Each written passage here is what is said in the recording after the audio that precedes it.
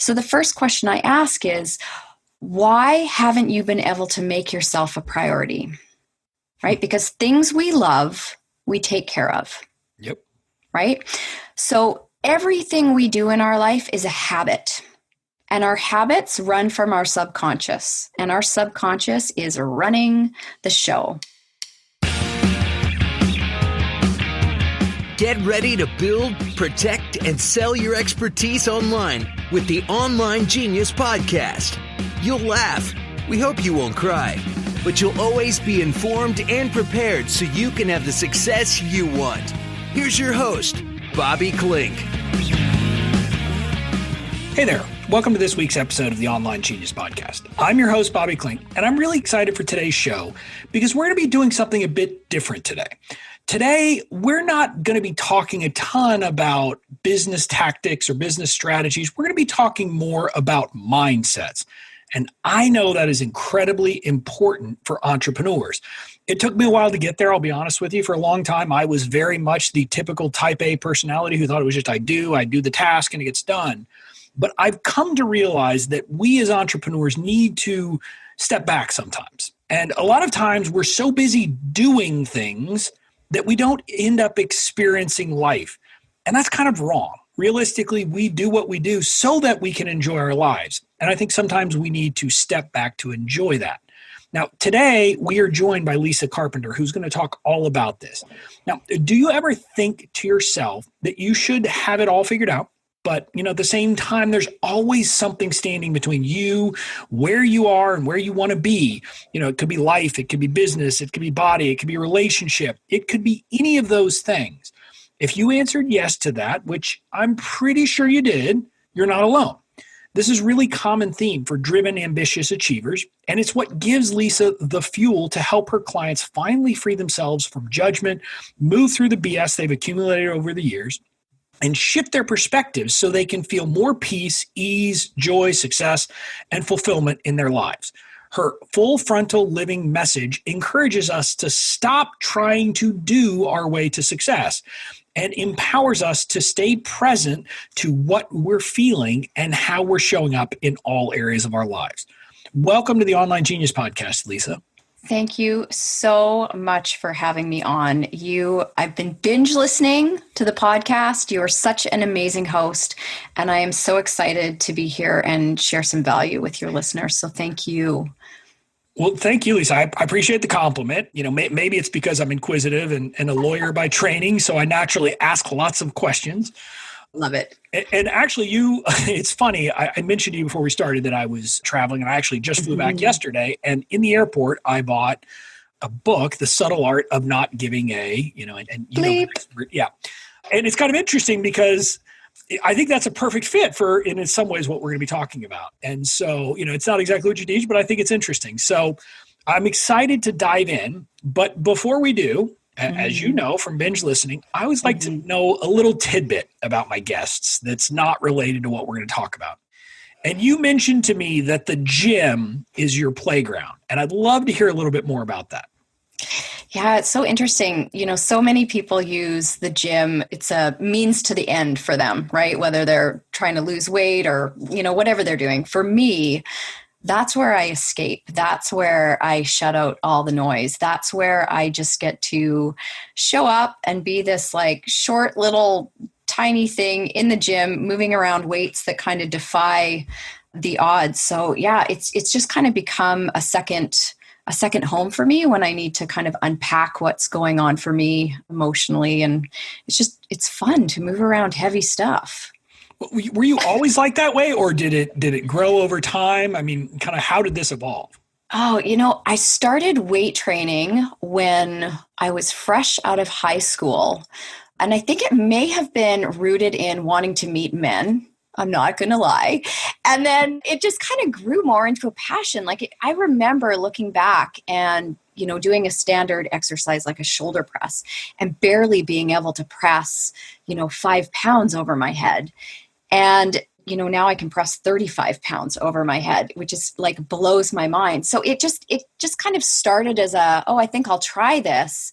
And the more I did it, the more I enjoyed it, and the more I liked it. And it just became part of my routine. I'd always been active growing up. I was a dancer, and I need to move my body. My body like actually needs movement. I think maybe more so than some other people. Well, I love hearing that, but I actually was amused at the reason why you said you originally started. I didn't know that, right? the gym was a pickup scene, although maybe. Oh my gosh. You never know who you're going to meet at the gym. And if nothing else, it's very entertaining to watch other people sometimes. That I can relate Right. to. There was a period in my life where I got into really great shape and ran a marathon. And so I was in the gym pretty much an hour and a half, pretty much every day. And it is interesting people watching, that is for sure. So I'm sure you see some interesting things. But I don't want to spend all our time on this because, we're here to really talk about a pretty important topic. And, I just wanted to start with basically, you have this concept of the full frontal living message. And why don't you explain in a nutshell what that is to my listeners? Full frontal living is about actually experiencing your life and feeling your feelings without numbing out. And numbing out can look like a lot of different things. It can be for us, high achieving, driven people, A-type personalities. It can be work, right? School, education, learning. Mm-hmm. For other people, it can be food. It can be exercise. It can be shopping and spending money and how we deal with our finances. There's a lot of different ways that we numb out. So full frontal living is about having the courage to be present to asking yourself, hey, how do I feel today? What's going on for me here? Instead of constantly trying to run away from how we're feeling and avoid what's really going on in our lives. Well, so I understand the concept, but explain why it is that it's important to really face it and to deal with those things, especially when they're unpleasant. Okay, that's a really great question. So the whole idea of we're trying to do our way through life is we're trying to avoid what we're feeling. So this is where people get into problems. So in business, we turn into workaholics and we end up burnt out. That's no way to live. Or people are numbing out with food and then they spend their life hating on their body and struggling with their weight. So until we're willing to actually look at how we're feeling, we're going to be constantly doing battle with different parts of our lives and not actually enjoying living in our lives. Does that make sense? Yeah, it does. And I guess my question, because I have that workaholic problem, mm-hmm. and it's I often know that I'm focused on the wrong things, meaning I am spending time doing things. And I'm so busy just doing, and I get it. And I totally relate. I guess I'm wondering, what is the feeling there that you think kind of often is the root problem there and stops me from getting a VA to do the work that I should have, outsourced and instead trying to do it all myself? That is a really great question. So our doing is always attached to a belief we have. We get something out of it. So quite often it's what do we get out of working all the time? What feeling does that bring us? And what is it that we're trying to avoid in our life? Like if I said to you, I want you to take the entire week off of work, how uncomfortable would that make you feel? Right? Like nothing, no cell phone, no computer, no nothing. And I love this conversation because most of the people that I work with are so in their heads, right? They're so in the doing. When I talk about this concept about feeling your feelings, they're like, what does that even mean, Lisa? Like, explain that to me. Whereas feelings aren't something you think through. They're something that you be with. Yeah, I think that's a great way to put it. And by the way, I'm not going to let you talk to my wife because she would tell you that you need to tell me that I'm not allowed to have my cell phone for a week. Right. When I actually really started digging in on myself on that, I realized that one of my big problems was that I used the doing and always being busy to avoid the big work, the big things that needed to be done. Sometimes it was in, big projects at work that were harder, but if I was just doing, I could feel like I was, doing. And moving the needle. Right. Even though I wasn't, I was doing stuff that didn't move the needle. And other times I think it's avoiding other parts of your life. Do you find that often when you work with people? Absolutely. So the problem is never the problem.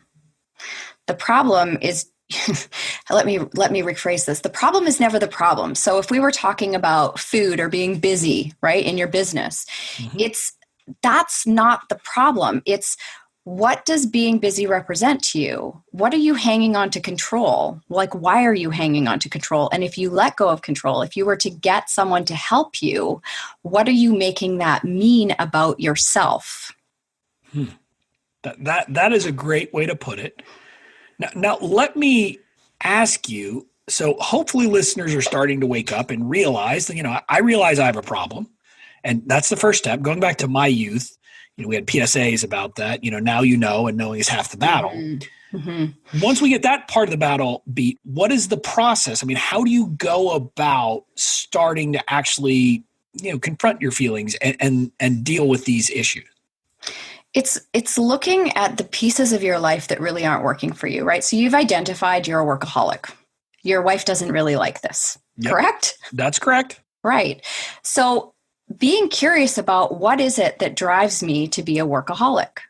Asking yourself the questions, what am I making it mean if I get someone to help me? If I let go of things? If I turn off social media?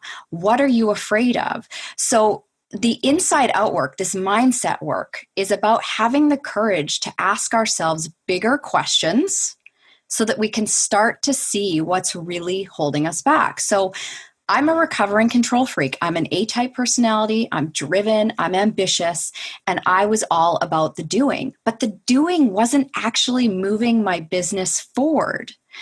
I was terrified of letting go of control because if I let go of control, was everything going to fall apart? Control was also how I made myself feel important, right? Like I'm the only person that can do this and I know best. But the truth is, I don't know best on a lot of things. And holding on to control was actually slowing the growth of my business because I wasn't allowing anybody to help me. So now that I've relinquished control and I've stepped into what I call a CEO mindset, which means a CEO doesn't know what the customer service rep does, but they have an SOP for it, right? Like they could figure it out if they needed to. Now that I don't have to play those roles, my business moves forward so much faster because I sit in the CEO position and I let other people do things for me. And that actually, so when I was hiding under the control, it was really more about my fear of growing and putting myself out there.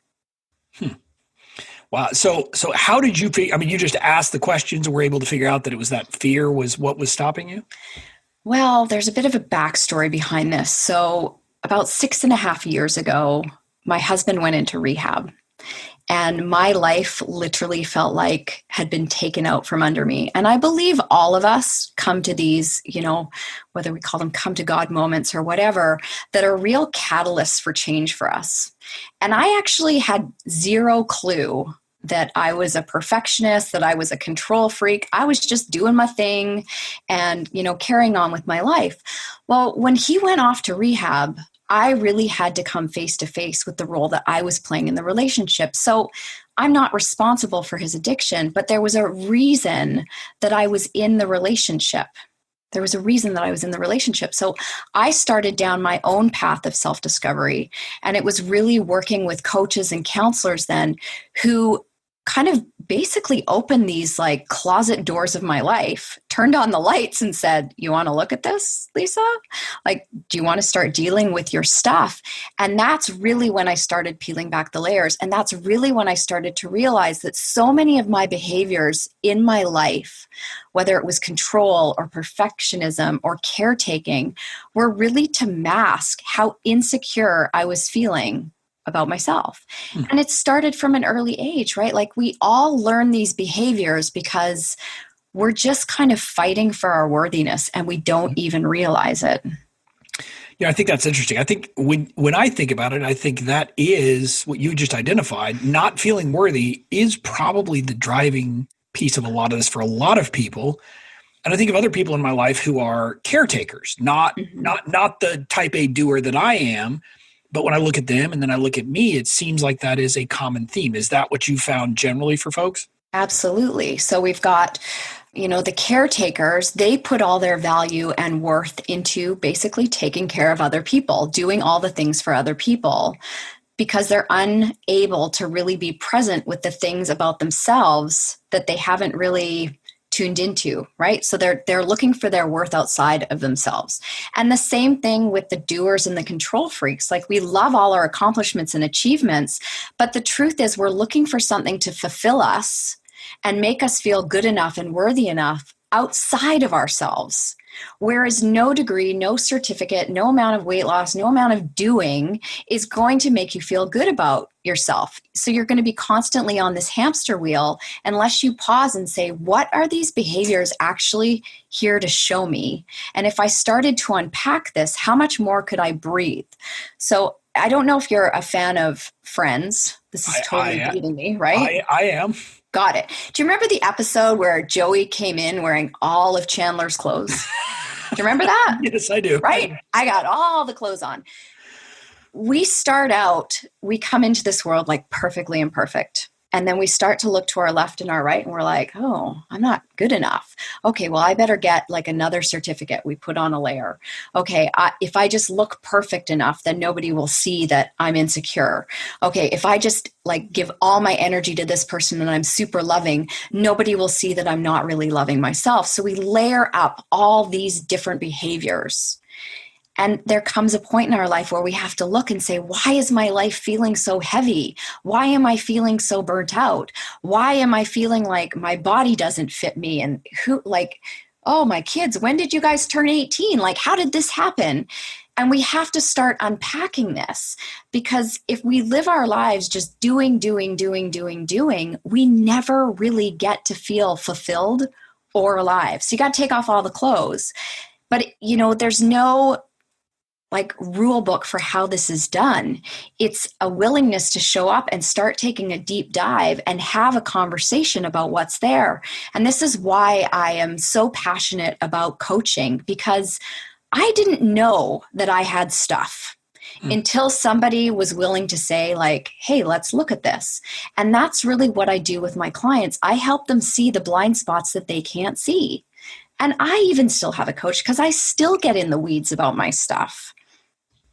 I think that's great, because I got to be honest, I didn't realize I had stuff until, 2 or 3 years ago. Right. I honestly just thought, I don't want to say I thought I was perfect, but I never thought I had stuff. And then, again, we have these moments in our life where all of a sudden we realize it. I think a lot of people, though, the problem they have is, okay, and let's go back to the worthiness. If my worth shouldn't come from caring for someone else or from my achievements, where does it come from? What is it that I use to replace, or that I should use to replace that, trying to accomplish things to get a sense of self-worth? I love that you asked this, because worthiness isn't something you have to earn. You were given it when you were born. Yep. And all you have to do is decide to show up and claim it. And it's uncomfortable for people. And, one of the questions I'll ask my clients is, how would you feel fulfilled if I stripped everything away from you? It was just you on this planet. You didn't need to work. You had all the money at your disposal. You didn't have to take care of anybody. How would you feel joy and fulfillment? Wow. Right? How would you feel worthy? And what I ask people is, what do you do every day? Right? So we're all doers. Right. Have you actually ever thought, what can I do for myself today that will help me put a deposit into my self-worth piggy bank? And is that self-care? Is that what you're talking about there? Yeah, but self-care isn't, we get into self-care and people think, oh, a mani and pedi. That's not what self-care is. Self-care is the non-negotiable things that you give yourself on a daily basis, and it can change, that help you feel connected to you, that have nothing to do with being a father, a lawyer, whatever it is you're doing in this world, but it's just about you connecting in with you. What can I do for myself today that makes me feel good? This is why I go to the gym. It's not about burning calories or growing muscle. It's like, that's where I feel connected with myself. Going for a walk outside, listening to music. Like for me, music in my car, sunroof open, hello, like bliss, and probably driving too fast as well. And honestly, one of the things I love to do if there's like nobody on the road, so I'm in, in the middle of nowhere, I love to drive down the middle of the road. It feels so like raw, like rule breaking. But that's kind of like those things for me light me up. There's no doing in it. It's just about being present. By the way, I have to comment on this. I love that, I think you're kind of like me too. You rule break is, I'll go, totally. Because we're rule followers. And I was actually, I was down in Texas with family and it came up, we were in these meetings and people couldn't understand that I am a rule follower. And so that is the kind of thing that would seem crazy to me, but right. So I'm guessing, so you mentioned going to the gym and going for a walk. I'm assuming this is also where you would talk about meditation or just sitting in quietness and things like that is really about you and not about anything else. Yeah, but we don't have to complicate this, right? Like for the longest time, I couldn't meditate. Are you kidding me? I had squirrel brain. I had lots going on. So even now, if I sit and meditate, which is not a daily thing for me, I like to have flexible self-care in my life. Like I get to choose what I need on any given day to help me feel my best. I limit it to like 10 minutes because I know I can do 10 minutes. And even then, I never clear my brain. Meditation isn't really about clearing your brain. It's just about allowing yourself to be still and connecting in with your body. And one of the tricks that one of my coaches gave me is to quiet your mind. So this will hopefully be helpful for your listeners is, when you're sitting and you're trying to hear something down the hall and you're really concentrating on hearing that thing down the hall, if your listeners try this, it turns off your brain. Like there's no thoughts because you're concentrating on hearing that thing. Eventually your brain will, bring some thoughts back in, but that's kind of one of the strategies I use. So if I'm sitting outside, I'll be like, I'll really try hard to hear like the bird that's down the street because it gives my brain something to focus on and it turns off the chatter. So in my life, learning to be more present, learning to kind of be, grounded and just like, let's just stay in this moment here, Lisa. That is one of the tools that I use to do that. It's simple, it's effective, and I don't try and get meditation perfect. I don't try and get self-care perfect. For me, self-care is about committing to every single day. What can I do today to help myself feel my best? And it can't always be about disappearing into my work. Yeah. I think the way you describe meditation is perfect. And that was one of my big misconceptions about it forever. I thought it meant clearing your brain, but it doesn't. It's about, first of all, it's a practice and you're never perfect at it, but it's often about focusing on a particular thing. My favorite is a body scan meditation where you literally are simply focusing on different parts of your body, not trying to change it, just noticing what you're feeling. That's good. And it really is. And you don't even realize that on a daily basis, you are feeling things on your scalp that, I don't know about you, but I don't pay attention to my scalp. No. But if you take a time to really actually focus on it, you'll realize you are. So, I think it's great. But let's be honest, high achievers have a tough time with actually sticking with self-care. And I have to admit it, to me, meditating and going for an hour-long walk, those are the things that I want to be my non-negotiables, but they seem to be negotiable. So how can high achievers actually get in the practice of making these self-care things truly non-negotiables? Well, we're really talking about how we're showing up in our bodies, right? So you talk a lot about how to protect our businesses legally, right? Because it's important. If we don't put those safeguards in place and contracts in place, right, we're putting ourselves at risk.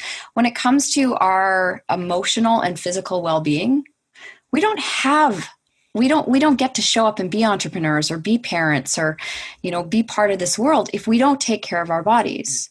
So the first question I ask is, why haven't you been able to make yourself a priority? Right? Because things we love, we take care of. Yep. Right? So everything we do in our life is a habit. And our habits run from our subconscious. And our subconscious is running the show, right? For like 97% of what we do is subconscious. Like think about driving a car. We don't have to think about it.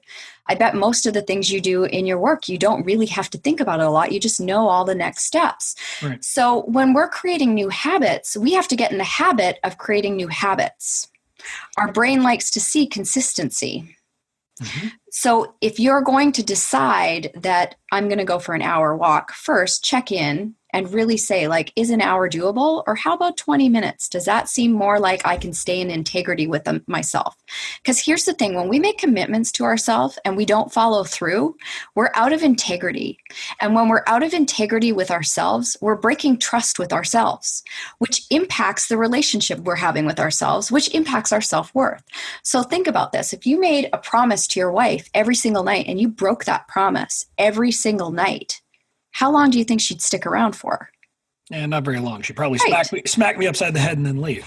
Right. So when we make promises to ourselves and we don't follow through and we become out of integrity, it is impacting us on a deep subconscious level. So if you say you're going to do something, it's about committing to the practice of following through on it. And what overachievers tend to do is we decide we want to get our health back. So we're going to go to the gym, we're going to eat healthy, we're going to go for walks, we're going to go to bed early, right? We give ourselves all the things. Yeah. And then we do nothing. Instead of committing to doing less better, and actually staying in integrity with what we say. So it becomes less about doing the thing and more about, I am going to stay in integrity with myself because that matters. And this is how I'm going to continue to cultivate my self-worth and make myself important in my life. You know, Lisa, I had literally, you just gave me an epiphany I had never thought of. The reason why overachievers, high achievers often have trouble with these things is because we overcommit and we overcommit to these things that we want to change and then we fail at them. So I started thinking about when I made a commitment to myself that I'm going to get back in shape, and my plan is to go from not doing anything to an hour and a half every single day, and that's just a recipe for failure. So It's wonderful that you voiced it that way. I'm so glad. The truth is, really successful people learn how to do less better. Mm-hmm. That's the bottom line. It's not about doing more. It's not about achieving more. It's about doing less better. It will move the needle in your business and in your life.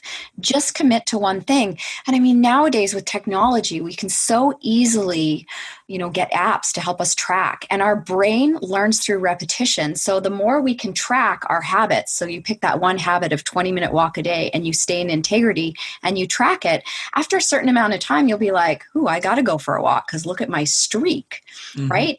Yep. The other thing is we have to look at, if we're not the person who is taking care of themselves, what kind of beliefs do we have about our health, our overall well-being? So, for instance, most people who win the lottery end up going broke again. I'm sure you know that. Yep. Most of us are aware of that.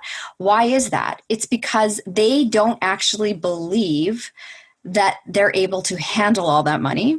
They have certain beliefs around wealth. So it's really hard to hold on to something when you don't believe you're a wealthy person. So if we have underlying beliefs about what health and wellness and taking care of ourselves is, and we haven't actually shifted those beliefs, we keep doing the doing without actually getting to the root belief of why we haven't been able to stay consistent in the first place. It's easy for me to go to the gym and take care of myself because I believe my body can do anything. So of course I can press 35 or 40 pounds, no problem, because I believe that to be true. But most women, if I said to them, you could totally do a pull-up, their belief would be, no, I can't. I'm not strong enough to do that. Women can't really do that. It's just a belief. That's a story that they've made up. And when we shift people's beliefs at that core subconscious level, then they start taking different actions.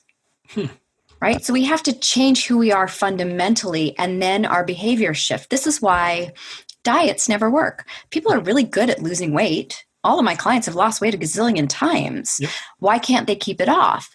Because the belief underneath is that maybe they can't lose weight and keep it off. Like they fundamentally believe that, or they're not good enough, or their weight represents something to them like safety and security. So until we shift those beliefs, you can go out and do all the diets you want. But if you're not the person that can lose weight and keep it off, you never will. I think that's a fantastic way to think of it. And I love the way that you said that basically, and you didn't say it in these words, but your point was we need to do less, but do it better. Mm-hmm. And I think that when you said that definitely rang true for me, because I know in my life, for example, when I break my commitment to myself to go for a walk, it's because I say, oh, I'm too busy. Mm-hmm. And I'm sure you hate when you hear people say they're too busy, because that really means I'm not putting a priority on this thing that I say I'm too busy for. So other than kind of trying to build a habit and using these trackers, how do people, what's the first step that they should take to try to kind of adopt this more full frontal living approach? That's a really great question. I think it starts with having the courage to step back and really take an inventory of your life and ask yourself, what's working and what's not working? What do I want more of? And what do I want less of? And recognizing that discomfort will not kill you. So when I talk about doing less better, for me to do less, it's uncomfortable. It doesn't feel good, right? I want to do all the things. It's like an itch I need to scratch. That's my addiction. So, but when I ask myself those questions, what do I want more of and what do I want less of? I want more freedom. I want more free time. I want to be able to be doing the things that I really, really love. Spending time with my family brings me a lot of joy, which means then if I want those things, I have to be willing to let go of control. I have to be willing to hand over responsibility to other people. And I have to be willing to be uncomfortable with doing things in a way that I've never done them before, right? So if you really want to be fit, you're going to have to make time for the gym. You're going to have to make that a priority. And you're going to have to get really clear on what being fit means to you and how you want to define it. So you can't change anything until you really take an honest inventory of what is and what isn't working. And this is kind of something I do on a weekly basis. What's working? What isn't working? What do I want more of? What do I want less of? And for me, around my schedule, it allows me to check in. This week, my schedule has been really full because I'm going on vacation. And I'm like, oh, this doesn't really feel good for me. So when I get back from vacation, how do I need to move things around? How can I change when I'm seeing my clients? Where can I give myself more space and freedom for content creation or for doing interviews like this, right? So that's what I mean about how you can lean into full frontal living, is really checking in, asking yourself how you're feeling and what you want more and less of. I think that is fantastic advice overall. But now I've got to shift a little bit, because I would not be a good lawyer and intellectual property lawyer if I didn't ask you this question. You actually have trademarked the term full frontal living. I have. Now, what drove you to do that? Did you get advice somewhere? Why did you do that? That's not something that a lot of people do. So I'm very excited that you did. That's an amazing question. Thank you. I'm very proud of myself for trademarking it. For many years, I went along in my business just kind of doing my thing, thinking, well, nobody will notice. And when I had been talking to my coach about full frontal living and what it meant to me and what I was helping people step into, she's like, you got to trademark that. And I'm like, really? Like, actually trademark it? And at the time, I was coaching somebody who was also a lawyer and helping her undo some of her stuff. And I said to her, what do you think? Should we go for it? And we did. And I love that I trademarked it, because it really it allows me to really step into ownership of that phrase. And I know a lot of people slap a trademark on things when it's not really trademarked, but I really wanted this business that I'm creating. I'm not here as a flash in the pan. I've been an entrepreneur for almost 2 decades. Mm-hmm. I'm creating a movement around, the coaching that I do with people and my messaging. And it was a real staking my claim in the ground and saying I'm here to stay. I got stuff I need to say. And this is kind of the platform that I want to stand on. So it was put on my big girl pants moment when I applied for my trademark. I got to say, listeners, you heard that. So put on your big boy or big girl pants and trademark your brand, or, if you have something like that, which that's not really your brand so much as it's your. It's like a tagline, your approach platform. Yeah. Yeah. So, I think that's worth doing. So I give you kudos for that. Thank you. But now, Lisa, I'm going to wrap it up, but I want to ask you the question that I kind of ask all my guests. And that is, If you could give a piece of advice to my listeners of what they could do, say in 5 minutes a day or accomplish by the end of the week to make their lives better, and with your particular area, what would it be? What would you tell them to do? Firstly, I love this question, and I love that you ask it of everybody. And I've put some thought into this, and I think this is going to be powerful and maybe slightly uncomfortable for your listeners as well. So most of you are very much in your head. And we need to connect in with our feelings because they're there. You can't just avoid them all the time. And I'm sure that all your listeners care about other people in their lives enough that they would say to them, how are you feeling today? How are you today? What's going on for you, right? We check in with other people. Yep. So my tip for everybody is when you start your day or a couple times during the day, this is going to sound a little bit woo-woo, but I want you to just put your hand over your heart, take a breath, and actually ask yourself, how am I feeling? And let yourself get out of your head, sink into your heart. When my first coach said that to me, I wanted to punch her in the face. I'm like, I don't even know what that means because that's how so disconnected I was from my emotional state. But that alone allowed me to just go, what is here? And I realized how much anxiety I was having about stuff, or I would recognize one day oh, I actually feel sad. What is this? When you start paying attention to how you're feeling, you can start paying attention to the behaviors that come out of emotions, right? Because we're all trying to run away from sadness or anxiety, with our numbing behaviors. So just start that practice and tune in. And if you don't know how you're feeling, what I'll do is I'll put a feeling wheel. This is kind of funny. I'll put a feeling wheel up for your listeners that they can download that actually lets them see all the different emotions. And before you laugh about it, when my hubby went off to rehab and I was in my first group counseling session wondering what had happened to my life, all around the room were these pictures like in elementary school of different emotions, happy, sad, because everybody in that room had forgotten how to feel. Wow. So this is part of, what I want to give your listeners is just you have such a beautiful range of emotion and you're missing out on life by not allowing yourself to experience things like joy and bliss and happiness and even sadness and grief. We definitely feel alive when we're in grief. So we don't need to run from our emotions. We need to just partner with them and pay attention to them. I love that. And I think I'm going to add that to my morning routine to replace something. I love that. I'm not going to add more time, but I'm going to spend part of before I start my meditation. I'm going to do that because I want to focus in on that, on where I am. So I love that. Now, Lisa, this has been fantastic. Why don't you tell my listeners what you do in a sense, how you could help them if they might be interested and how they can get in touch with you? So all of my clients, like I said, are high achieving, driven, ambitious men and women, but they're feeling heavy in their lives or they're feeling really, really burnt out. They might be struggling with overworking or overeating. And I work mainly one-to-one with my clients. That's just the pocket that I go into. And most overachievers want to work in a one-to-one space. They want eyeballs on them only.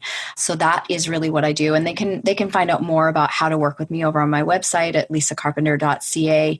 And I'm also going to set up a page just for your listeners, and we'll put it under lisacarpenter.ca/genius, where I will record a little video for you about, again, this whole feeling your feelings, because nobody really wants to do that, but it is so important you tune in, and I'll give you the feeling wheel as well.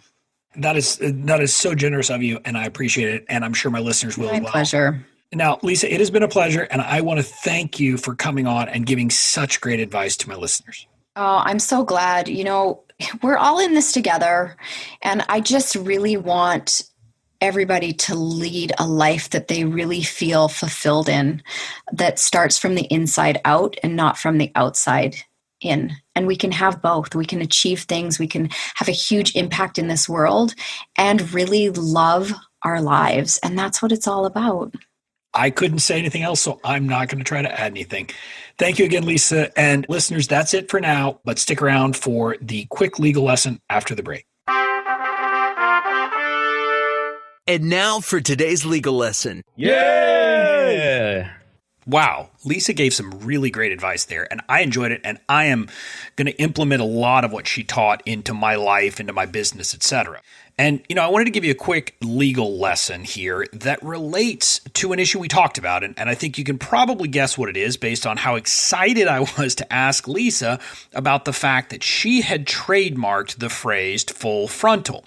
Now, what I want to talk about today is something that can be kind of overlooked. And it's how do trademarks come in for people who are using a personal brand? So, for example, if I was running my brand under just Bobby Klink and that was it, what would I do? How do trademarks play a role in that kind of brand? Because I know a lot of my listeners are running those kinds of brands where they are the absolute face of their business. And so often, their business name is simply their name. And that is a different kind of situation. Now, if you're in that boat, I want to start with the basics. And that's that if you're in that boat, it's going to be hard to actually trademark your business name, right? I mean, I'm going to have a tough time stopping someone else from using their name, Bobby Klink, in their business. If there is someone else, I mean, I know there's a football player or coach somewhere named Bobby Klink, but I don't think there's anyone doing what I do with that name, but I wouldn't be able to stop him. It's going to be hard.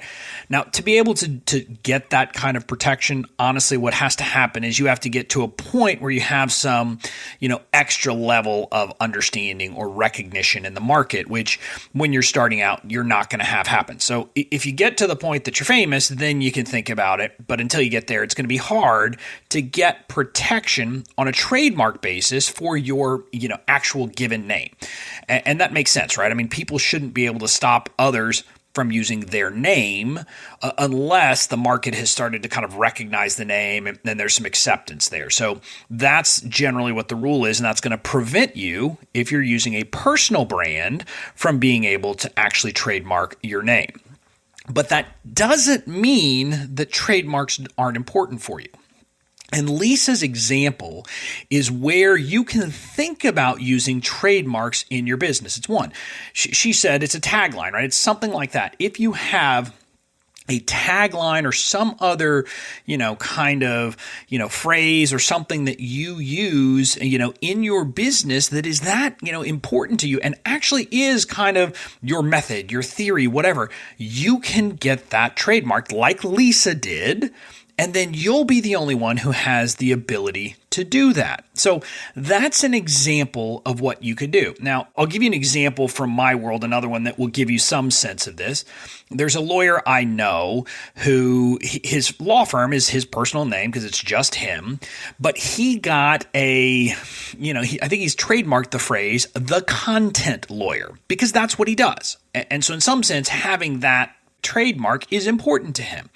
So that's an example where you might give yourself kind of a not just a tagline, but a description of what you do that encapsulates your business as well. So you should be thinking about, is there something like that? Is there a way that you could use trademarks in your business? Now, I don't want you to go crazy. You don't need to go and trademark everything you do. It's going to cost you some money each time you do it, so it's not worth doing. But if there is something that's central to your brand, a tagline, an idea, a method, something like that, you might want to consider going through the process of trademarking. And by trademarking here, I mean registering a trademark in that phrase, tagline, etc., to make sure that you are the exclusive person who has the right to use it.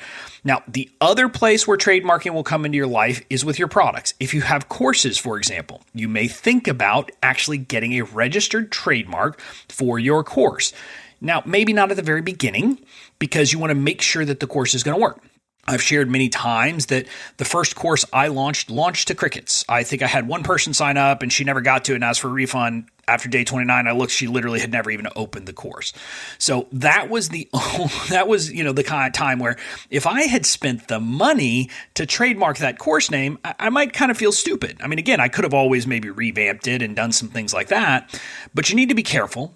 But once you get to the point that you're pretty sure, hey, this course is a good deal, it's an important part of my product mix, you might want to think about doing it.